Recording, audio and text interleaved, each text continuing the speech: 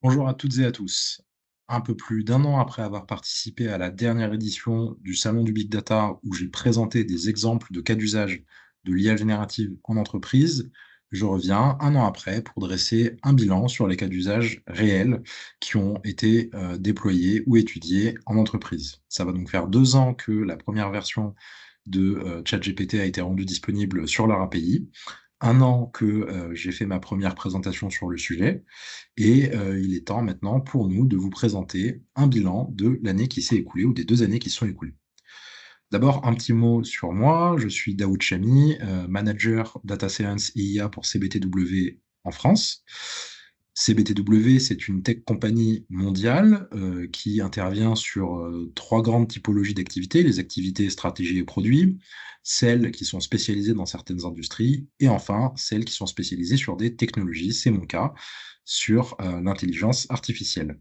CBTW est présent dans 21 pays, compte un peu plus de 3000 collaborateurs. CBTW, c'est aussi une boîte qui affiche un chiffre d'affaires d'un peu plus de 300 millions d'euros par an en 2023 et qui a noué un peu plus d'une trentaine de partenariats avec un certain nombre d'éditeurs logiciels. Alors, tout d'abord, qu'est-ce qui motive la démarche que l'on a eue aujourd'hui? Pourquoi établir un peu une systématique comme ça des solutions d'IA générative? Eh bien, c'est parce qu'on a la conviction qu'organiser et structurer ces cas d'usage, c'est aussi se donner les meilleures chances de les utiliser de façon efficace, d'optimiser leur potentialité, et de façon plus générale, d'être plus efficace au moment où il s'agira d'en établir l'utilité, le coût et l'intérêt. Je détaillerai ça un peu plus en détail après. Donc, on va d'abord s'intéresser, voilà, donc aux justifications qu'on se donne, aux motivations sur cet effort de classification, aux moyens et aux méthodes que l'on a pour classifier. Je vous présenterai ensuite dans le détail les résultats que l'on a obtenus sur cette étude. Et enfin, on s'intéressera aux perspectives et on se livrera un petit pronostic sur l'évolution des typologies de cas d'usage pour l'année à venir. Alors, classer les cas d'usage, d'abord, c'est permettre l'intercompréhension entre les différents acteurs de ce domaine-là. Dans le cas de l'IA générative, il va s'agir donc des utilisateurs, des concepteurs ou des développeurs de ces solutions-là, mais aussi des régulateurs. Il n'aura échappé à personne l'intérêt de l'intercompréhension quand le EU AI Act a été publié, hein. Je crois qu'on se convainc assez facilement de l'intérêt de bien comprendre euh, tous la même chose et de tous être alignés sur notre vocabulaire. L'autre intérêt, c'est la normalisation des pratiques. Ça, ce sera quelque chose qui, selon nous, permettra de faciliter l'étude, le chiffrage, la mise en œuvre aussi. Et enfin, aujourd'hui, en est un petit peu une démonstration. Le fait de classifier et d'organiser les cas d'usage, ça en facilite grandement l'étude, hein. Donc l'étude du marché, l'étude des solutions et de leur répartition selon différentes classifications. Un petit mot rapidement sur la distinction entre solutions à base d'IA générative, donc où le modèle, bien que réentraînable, est le plus souvent déjà entraîné, et les solutions de data science ou de machine learning plus traditionnelles. Dans le cas de la data science et du machine learning, on compte typiquement une douzaine de semaines pour avoir un POC. Alors c'est une moyenne, hein, mais je crois qu'elle est assez précise, hein, pour nous donner une idée de l'effort de ce qu'un POC en data science représente. Et aussi, dans le cas de la data science et du machine learning, suite à un POC, les problématiques qui vont arriver sont des problématiques de MLOps, donc de l'opérationnalisation, mais dans un contexte où l'un de nos composants est un modèle de machine learning. Il y a un certain nombre de spécificités qui sont liées à ça. Dans le cas de l'IA générative, on est plutôt sur une durée qui est réduite à 6 semaines euh, pour obtenir un POC. Et là où sur de la data science et du machine learning traditionnel, on va devoir faire du MLOps, ici, on peut considérer qu'on est sur quelque chose qui se rapproche un peu plus du DevOps, donc qui est peut-être un peu plus simple que le MLOps. Alors, ce n'est pas à dire qu'il n'y a pas de spécificité aux solutions à base de Large Language Model, puisqu'on parle de LLMOps, mais dans un nombre suffisamment important de cas, je pense qu'on peut faire l'approximation de se dire que l'opérationnalisation de solutions à base d'IA générative est pour le moment, ça changera peut-être, mais est pour le moment un peu plus simple que l'opérationnalisation de solutions qui vont intégrer des composants ML et de data science. Donc, maintenant que ces précisions ont été faites, on va plutôt s'intéresser aux méthodes de classification que l'on a utilisés. Les critères que l'on a retenus doivent eux-mêmes répondre à 3 critères. Le premier, c'est d'être objectif, pertinent et de pouvoir être applicable de façon assez large sur tous les cas d'usage qui rentreront dans le périmètre de cette étude et les suivants. Le second critère, c'est que il faut être capable, lorsque l'on classe les informations, d'utiliser des critères qui apportent une valeur qui soit stratégique ou pratique. Donc, il ne faut pas qu'on soit dans la redondance ou dans la généricité, ou il ne faut pas qu'on soit dans l'hyperspécialisation avec des critères qui seront trop limités. Le troisième point qui découle un petit peu du second, c'est qu'il ne faut pas être superficiel ou peu discriminant ou flou. Il faut que les critères qu'on donne, ils aient un impact décisionnel pour la suite. Je vous ai dit tout à l'heure que l'époque en IA génératif, typiquement, était beaucoup plus court. Ça, ce que ça veut dire, c'est que on peut s'attendre à ce qu'il y en ait aussi beaucoup plus sur la même période de temps qui soit mis en œuvre. On peut aussi s'attendre à ce que, de façon assez typique, dans le cas de l'IA générative, on arrive plus rapidement à la phase de mise en production. Pour toutes ces raisons-là, je pense qu'il est important d'avoir des critères qui permettent assez rapidement de se faire une idée, de situer un petit peu où est un cas d'usage d'IA générative par rapport aux autres. Les critères retenus sont au nombre de 10. Le premier s'intéresse à la typologie de cas d'usage. Est-ce qu'on est sur du RAG, Retrieval Augmented Generation? Donc, est-ce qu'on est sur un chatbot d'entreprise qui mobilise des données internes pour synthétiser ses réponses? Est-ce qu'on est dans un cas de génération? La génération, c'est je donne de l'information à un LLM, à un large language model, à un modèle de langue, et à partir de ça, il génère du contenu, ou alors je lui donne un contenu et une instruction et il le transforme. Il le traduit, il passe du français à l'anglais, il passe d'un langage à un autre. Est-ce que je suis sur un cas d'enrichissement? Donc, j'ai de l'information, j'ai une règle qui me permet à partir de cette information d'en faire un petit peu plus. On peut ici penser à de la classification de texte, par exemple. Ou est-ce que je suis dans un cas d'extraction? J'ai de la donnée non structurée. Dans cette donnée, j'ai une information précise ou un certain nombre d'informations précises que je veux faire ressortir. Je souhaite les extraire et les structurer. Le critère suivant, c'est quel type de consommateur. Donc, est-ce que le contenu il est généré pour un humain ou est-ce que le contenu va être généré pour être consommé par un autre composant SI? Est-ce que le modèle utilisé est multimodal? Donc, est-ce qu'il fonctionne uniquement sur du texte vers du texte ou bien est-ce qu'il travaille aussi avec d'autres signaux, donc du son, de l'image, que ce soit en entrée ou en sortie? Le quatrième critère nous dit s'il y a utilisation ou non de données personnelles, de données soumises à la RGPD. Le cinquième critère, qui est assez intéressant, je trouve, vous verrez, se demande s'il y a un équivalent ou non en machine learning. Attention, ici, la question n'est pas de savoir s'il y a, au moment de l'implémentation ou de l'étude, déjà un équivalent en machine learning, mais si on peut raisonnablement penser qu'un équivalent en machine learning aurait pu être obtenu. Le sixième critère, lui aussi, hein, il faut y faire attention sur la formulation. Modèle open source, oui, non. Ça ne veut pas dire est-ce que c'est un modèle open source qui a forcément été utilisé, mais plutôt est-ce qu'on peut raisonnablement penser que ça aurait pu être adressé avec un modèle open source, donc en bonne moyenne un modèle un petit peu plus simple. On s'intéresse ensuite à la typologie de gain. Donc, qu'est-ce que la mise en œuvre de ce cas d'usage fait gagner à l'entreprise, fait gagner au client? Est-ce que c'est du temps? Donc, typiquement, est-ce que j'accélère une tâche que je faisais déjà? Est-ce que c'est un gain matériel?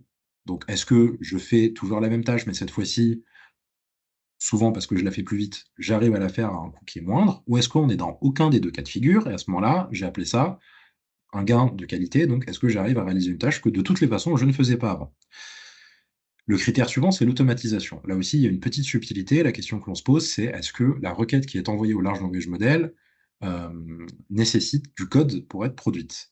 Dans le cas, mettons, d'une application à base d'IA générative qui ferait la traduction entre un langage de programmation et un autre, si vous copiez-collez du langage, du code en Python d'un côté, que vous avez du code en Java de l'autre, il n'y a pas à proprement parler d'automatisation. La requête qui est envoyée, elle dépend simplement de l'entrée que vous allez mettre dedans.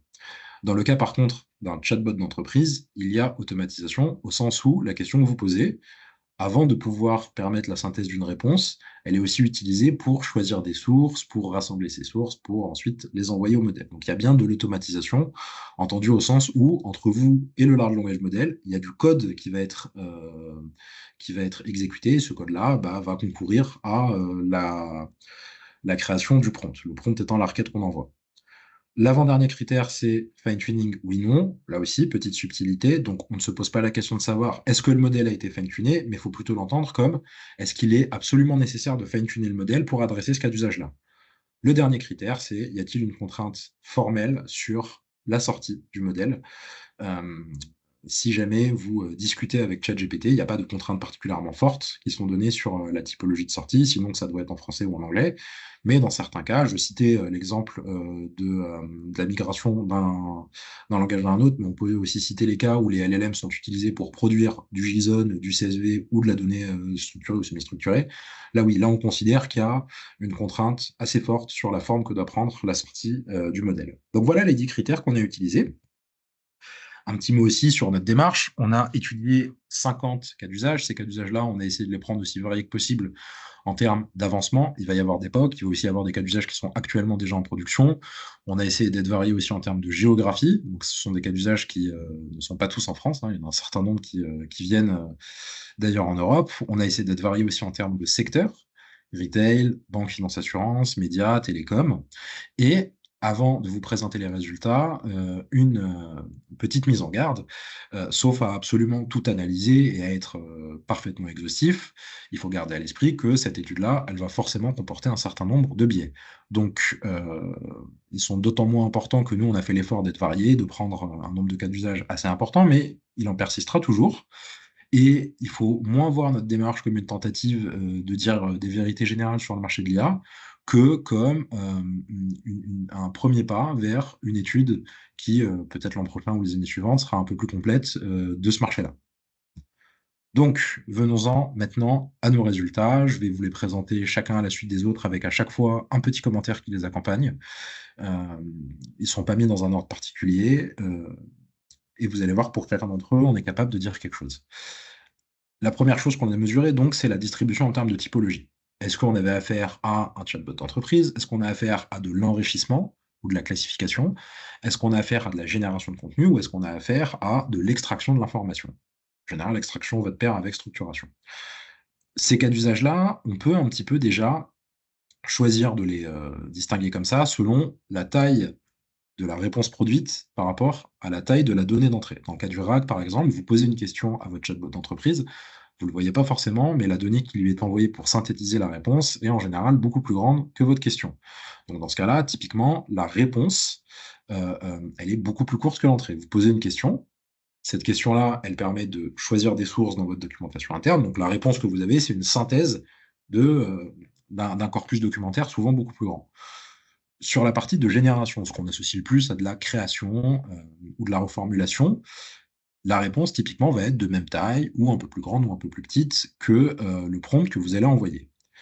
Enfin, sur les efforts d'enrichissement et d'extraction qui sont un petit peu les mêmes, sinon que dans la partie de l'enrichissement, on n'extrait pas une information, mais on extrait de l'information qui sert à en produire une nouvelle, là où dans l'extraction, on va simplement se contenter, d'extraire du contenu. Là, on est sur des réponses qui sont beaucoup plus petites que, la requête, que le contenu ou la donnée qui est envoyée au large language model.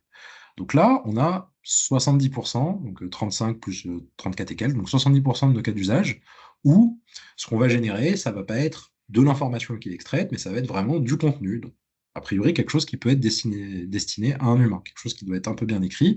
Là où sur de l'enrichissement et de l'extraction, très souvent, ça va être du JSON, hein, donc de la donnée semi-structurée, mais a priori qui est pas destinée à être lue par un humain. Ça, justement, ça nous amène à notre deuxième statistique, donc la typologie d'utilisateur que l'on a.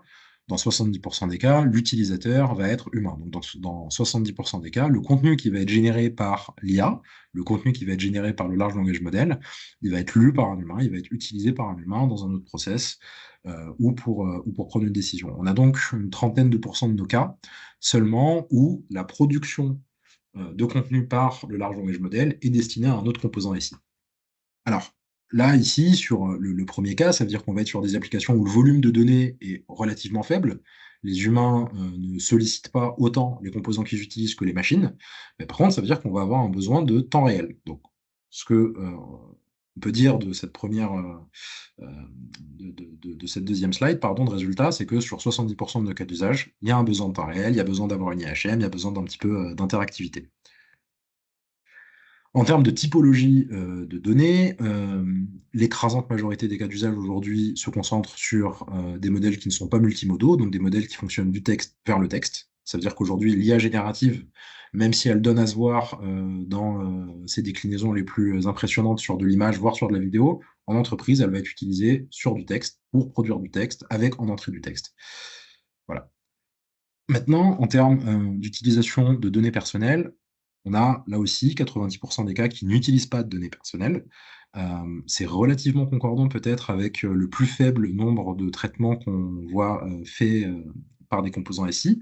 Si on souhaite mettre en lien un petit peu ces deux résultats, ben, soit ça peut nous renseigner sur le fait que les humains, a priori, manipulent peu de données personnelles, en tout cas le font assez peu dans un contexte où il y a de l'IA, ou qui ne ressentent pas le besoin, quand ils manipulent des données personnelles, d'être accompagnés par de l'IA. Alors là, c'est peut-être l'un des résultats les plus intéressants, qui a été l'un des plus intéressants à obtenir pour moi, c'est le nombre de cas où on a pu raisonnablement envisager que, la tâche aurait pu être exécutée, faite par un modèle plus traditionnel de machine learning, donc qui aurait dû être entraîné avec des données et cetera.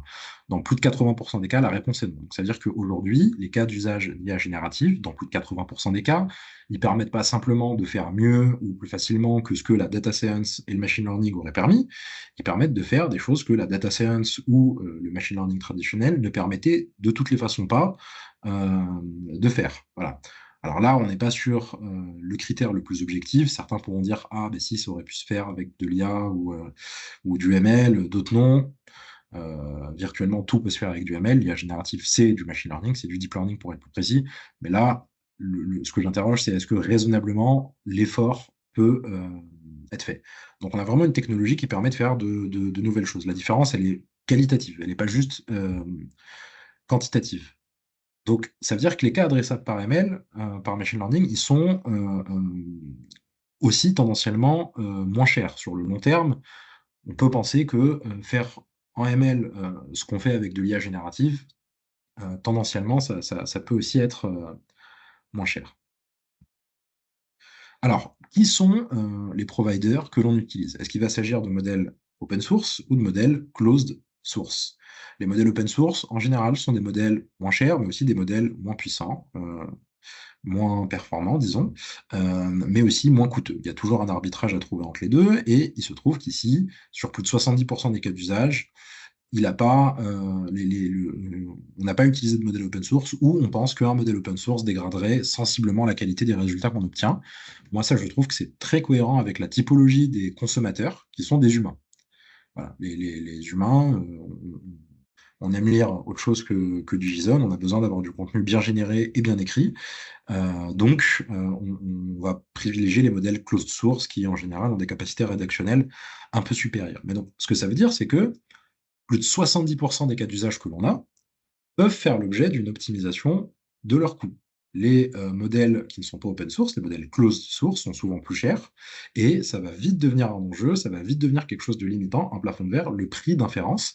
Donc ça veut dire qu'aujourd'hui, 70% des cas d'usage sur le marché, ça c'est une stat assez édifiante, peuvent bénéficier d'une optimisation des coûts. Donc ça peut se faire soit en réduisant la taille des prompts, soit en essayant d'aller explorer des modèles plus petits, sans perte trop significative de performance.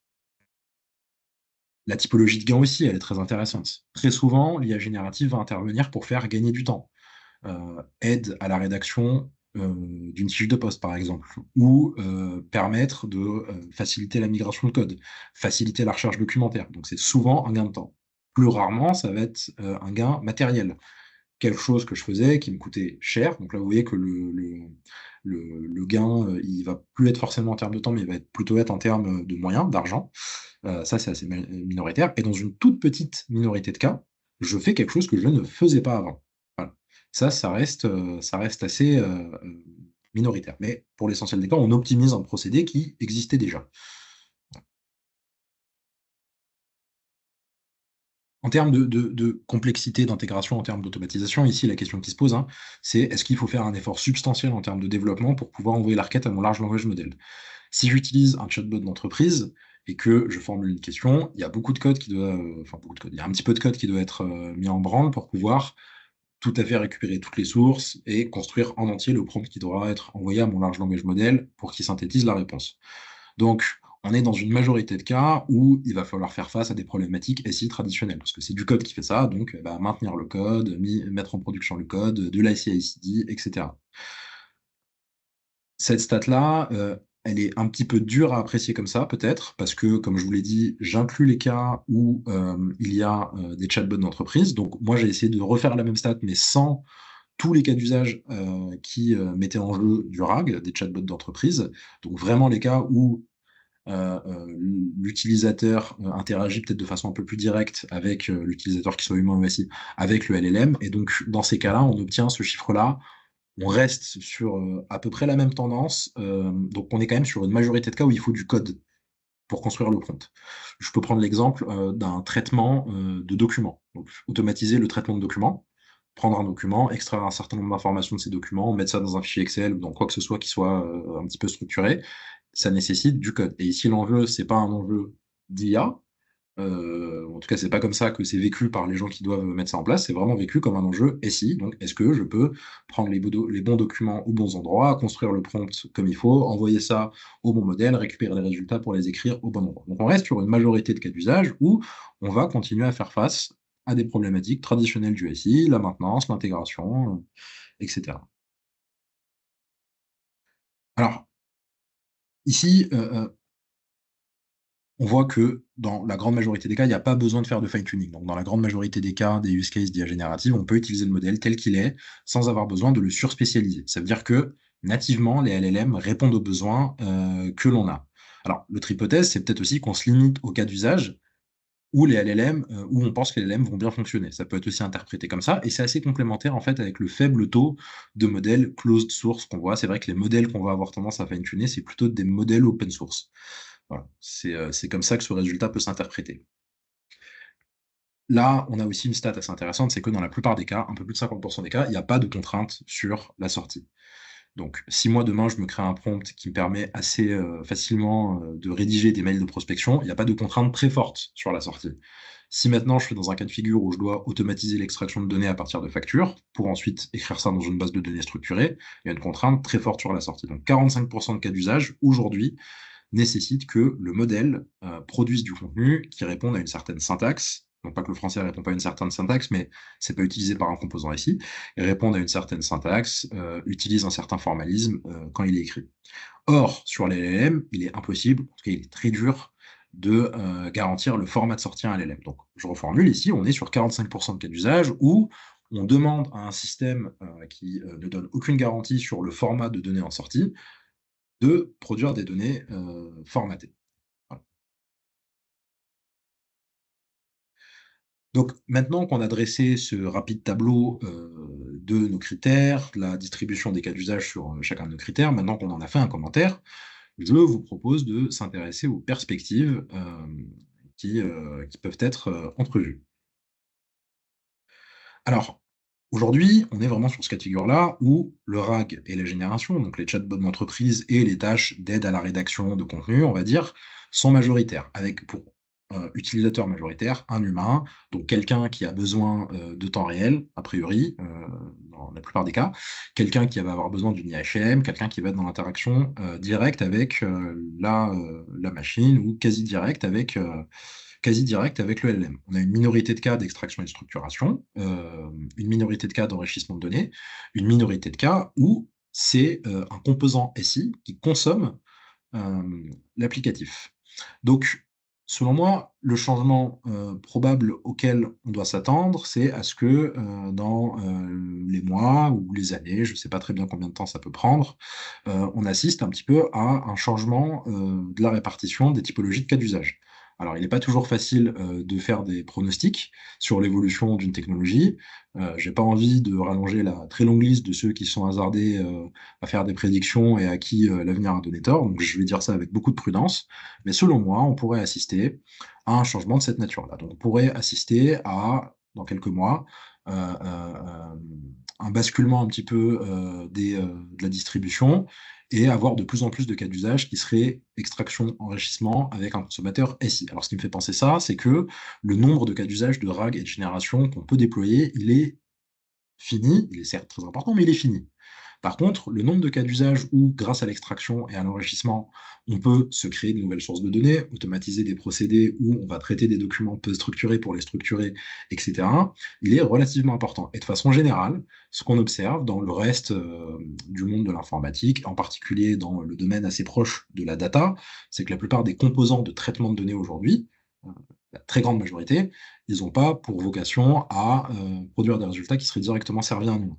En général, quand on transforme de la donnée, quand une machine transforme de la donnée, quand un composant transforme de la donnée, c'est à destination d'un autre composant, très fréquemment. Et nous, les humains, on occupe simplement l'orée de ce maillage de composants qui interagissent entre eux. Donc voilà pourquoi est-ce que moi, très humblement, je me permets de faire ce pronostic-là. Voilà, donc cette présentation est maintenant terminée.